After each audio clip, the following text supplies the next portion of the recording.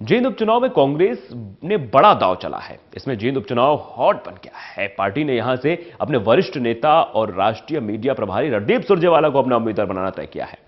इससे पहले निर्दलीय विधायक जयप्रकाश के पुत्र विकास सहारण को उम्मीदवार चुने जाने की चर्चा चल रही थी। इससे पहले बुधवार दोपहर सत्तारूढ़ दल भाजपा ने कृष्ण मिड्ढा को अपना प्रत्याशी बनाने की घोषणा की थी। इसके बाद देर रात कांग्रेस ने भी अपने उम्मीदवार के रूप में पार्टी के दिग्गज नेता रणदीप सुरजेवाला को चुनाव मैदान में उतार दिया है। सुरजेवाला अखिल भारतीय कांग्रेस कमेटी के मीडिया संयोजक भी है। सुरजेवाला फिलहाल पार्टी में कैथल से विधायक है, मगर उन्हें ही कांग्रेस ने आश्चर्यजनक रूप से अपना उम्मीदवार बनाया है। असल में भाजपा ने जब बुधवार दोपहर गैरजाट कार्ड खेलते हुए जींद के दिवंगत विधायक स्वर्गीय हरिचंद्र मिड्ढा के पुत्र कृष्ण मिड्ढा को टिकट दे दी, तो कांग्रेस ने इसके ठीक उलट जाट कार्ड खेलते हुए रणदीप सुरजेवाला को प्रत्याशी बना दिया। कांग्रेस के राष्ट्रीय अध्यक्ष राहुल गांधी ने बुधवार देर रात सुरजेवाला को उम्मीदवार बनाने का पत्र जारी कर दिया। सुरजेवाला से कैथल विधायक भी हैं। सुरजेवाला की उम्मीदवारी से उपचुनाव में लड़ाई का स्वरूप थोड़ा बदल जाएगा। प्रदेश कांग्रेस नेताओं ने बुधवार शाम नई दिल्ली में हुई बैठक में उम्मीदवार के बारे में इसका निर्णय किया।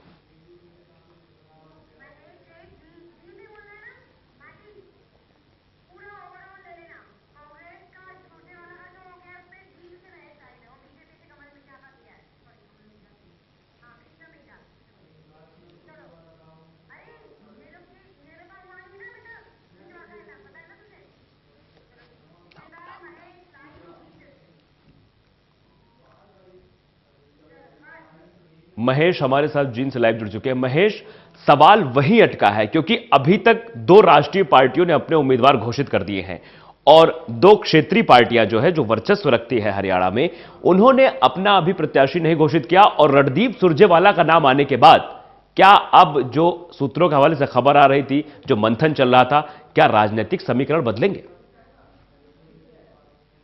देखिए, दो टू की बात कही जा सकती है। जिस तरीके से टोटल न्यूज का एक सर्वे सामने आया था, उसमें 10,000 वोट्स के साथ कांग्रेस पार्टी जींद के चुनावी रण में नजर आ रही थी। तो ऐसे में साफ तौर से बात कही जा सकती है कि हरियाणा में 5 नगर निगमों के जो चुनाव परिणाम सामने आए, उसके बाद कांग्रेस पार्टी पूरी तरह सख्ते में थी। जो 3 राज्यों की जो जीत थी कांग्रेस पार्टी को जो हासिल हुई थी, उसके बाद जो है हरियाणा में 5 नगर निगमों के चुनाव परिणाम सामने आए थे और पूरी कांग्रेस पार्टी की जो हरियाणा में हवा बह रही थी, वो एक तरीके से उलट हो गई और भारतीय जनता पार्टी के नेता अगले लोकसभा और विधानसभा चुनाव में शानदार ऐतिहासिक जीत के दावे ठोकने लगे थे। तो ऐसे में ये जो रणदीप सुरजेवाला को मास्टर कार्ड के रूप में इस्तेमाल किया गया, ये कोई जाट या गैर जाट का मुद्दा नहीं था। असल जो मुद्दा था, कांग्रेस पार्टी भीतरघात का सामना कर रही है। जिस तरीके से अलग अलग नगर निगम के चुनाव परिणामों में भीतरघात की वजह से कांग्रेस पार्टी को बुरी तरह शिकस्त का सामना करना पड़ा था।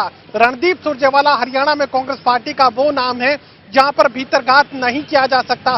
भूपेंद्र सिंह हुड्डा को बुलाया गया, किरण चौधरी को बुलाया गया, कुमारी शैलजा को बुलाया गया, कुलदीप बिश्नोई को बुलाया गया। तमाम वो नेता जो अलग अलग गुटों के रूप में नजर आते हैं, कांग्रेस प्रदेशाध्यक्ष अशोक तंवर को बुलाया गया और यह कहा गया राहुल गांधी की तरफ से कि उपचुनाव में जीत बेहद जरूरी है। लोकसभा चुनाव में कांग्रेस पार्टी कहीं खड़ी नहीं हो पाएगी, विधानसभा चुनाव में कांग्रेस पार्टी कहीं खड़ी नहीं हो पाएगी अगर भारतीय जनता पार्टी इसी तरीके से ऐतिहासिक जीत दर्ज करती चली गई।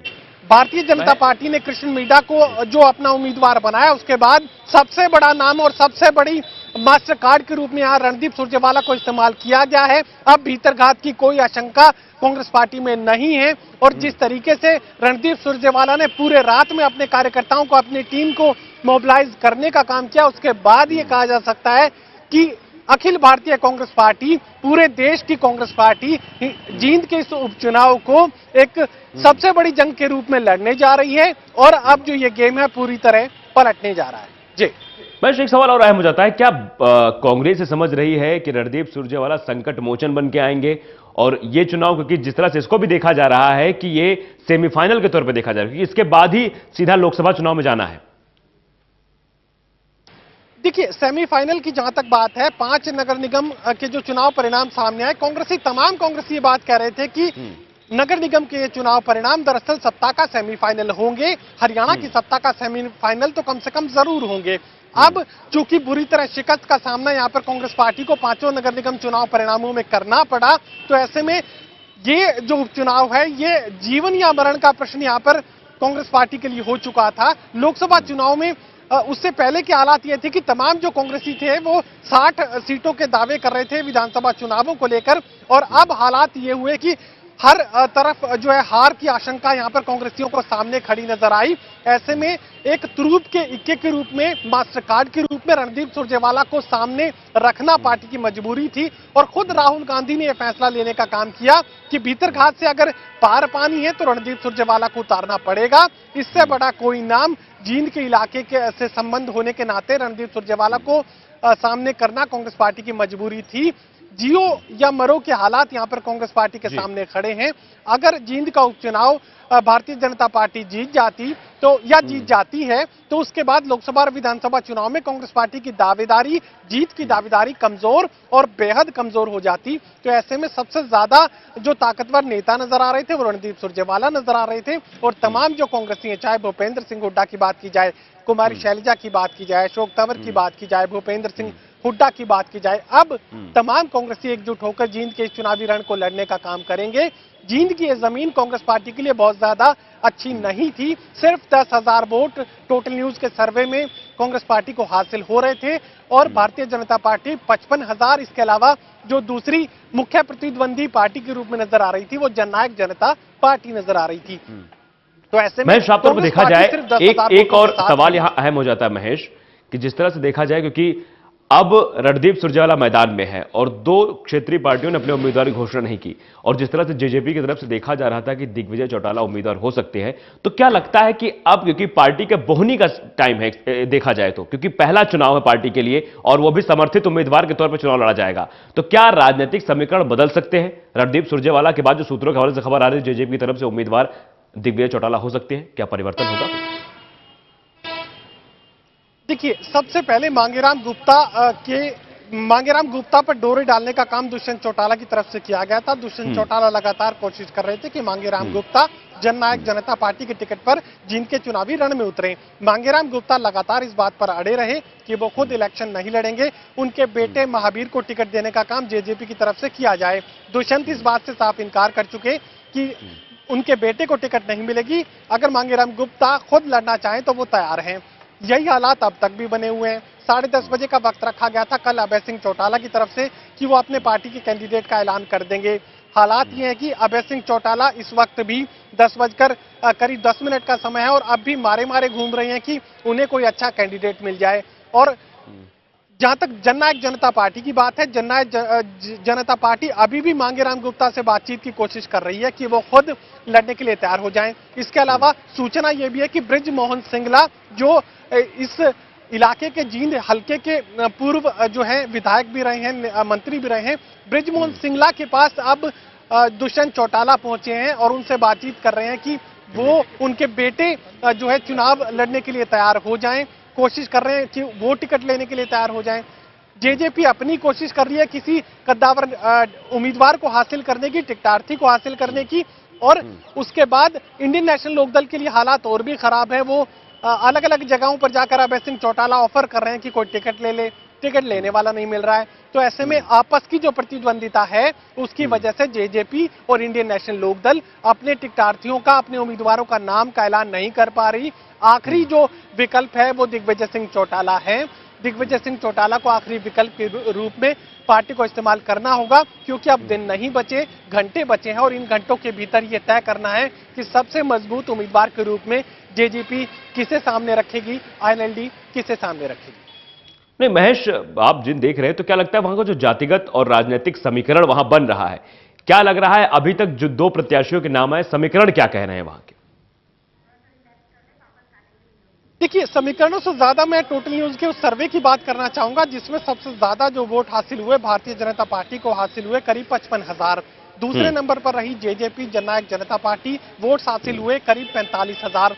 तीसरे नंबर पे जो पार्टी रही वो कांग्रेस पार्टी रही, वोट हासिल हुए करीब 10,000। यानी जो मुकाबला उम्मीदवारों के उतरने से पहले नजर आ रहा था, टिकटार्थियों के नाम सामने आने की वजह से, उम्मीदवारों के नाम सामने आने से जो पहले तस्वीर नजर आ रही थी वो दरअसल ये नजर आ रही थी कि भारतीय जनता पार्टी को ये इलाका सबसे ज्यादा पसंद कर रहा है और काफी बड़े मार्जिन के साथ पसंद कर रहा है। दूसरी जो पार्टी रहेगी वो जननायक जनता पार्टी रहेगी। लेकिन जिस तरीके से कांग्रेस पार्टी सिर्फ 10,000 वोटों के साथ खड़ी नजर आ रही थी, रणदीप सुरजेवाला के सामने आने के बाद तस्वीर पूरी तरह बदल जाएगी। हालांकि जींद विधानसभा क्षेत्र कांग्रेस पार्टी के लिए बहुत ज्यादा फर्टाइल नहीं कहा जा सकता, लेकिन चूंकि रणदीप का नाम सामने आया है तो ऐसे में कांग्रेस पार्टी अपनी पूरी ताकत लगाएगी। कांग्रेस पार्टी के तमाम जो अलग अलग जातियों से संबंध नेता हैं वो अपनी पूरी ताकत लगाने का काम करेंगे। ये लड़ाई जींद के उपचुनाव की नहीं है, कांग्रेस पार्टी के अस्तित्व की है।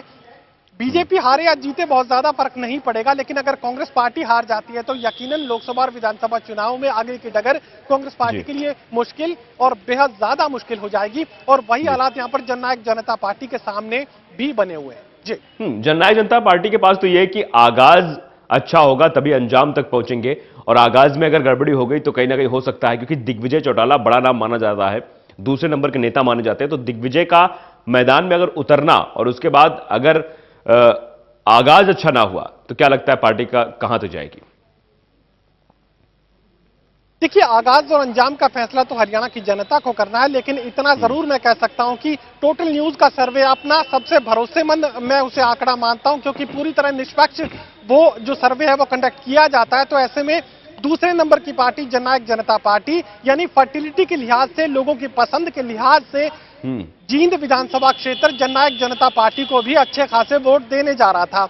अब अगर नॉन जाट जो कैंडिडेट्स हैं वो तमाम पार्टियों की तरफ से उतारे जाते तो सबसे बड़े जो जाट नेता होते वो दिग्विजय सिंह चौटाला होते। तो ऐसे में जो ग्रामीण क्षेत्र है, जो जाट वोटर्स हैं, उनकी पहली पसंद जो है दिग्विजय सिंह चौटाला होते। हालांकि नॉन जाट वोटर्स में भी बड़ा जो तबका है वो जननायक जनता पार्टी को पसंद करता है। टोटल न्यूज के सर्वे में भी ये बात सामने आई है। अब चूंकि एक जाट नेता के रूप में, एक कांग्रेस पार्टी के नेता के रूप में रणदीप सुरजेवाला खुद सामने आ चुके हैं, तो ऐसे में बड़े जाट किसे जो है जाट वोटर मानने का काम करेगा? रणदीप को बड़ा जाट मानने का काम करेगा या दिग्विजय सिंह चौटाला को बड़ा जाट मानने का काम जाट जाति के लोगों की तरफ से किया जाएगा? आखिरी सवाल एक है, क्या लगता है कि जो दोनों क्षेत्रीय पार्टियां कब तक अपने उम्मीदवारों, क्योंकि आज आखिरी तारीख है, तो कब तक उम्मीदवारों का ऐलान कर सकते हैं?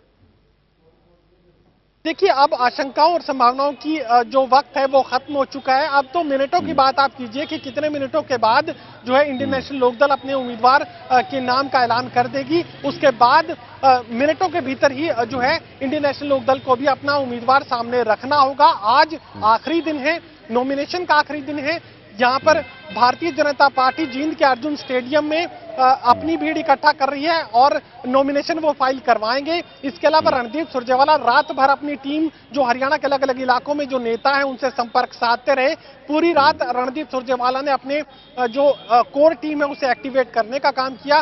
तमाम लोग हरियाणा भर से जींद पहुंच जाएंगे और जींद की पुरानी अनाज मंडी से रणदीप सुरजेवाला करीब 1 बजे का वक्त रहेगा, तमाम जो भीड़ को जुटाकर वहां पर अपना संदेश देने की कोशिश करेंगे और उसके बाद नॉमिनेशन फाइल करने का काम करेंगे। अब संभावनाओं और आशंकाओं का वक्त खत्म हो चुका है, अब फैसले की घड़ी सामने है और आज के दिन ही तमाम पार्टियों को अपने नॉमिनेशन फाइल करने हैं। जी, चलिए, बहुत बहुत शुक्रिया तमाम जानकारी।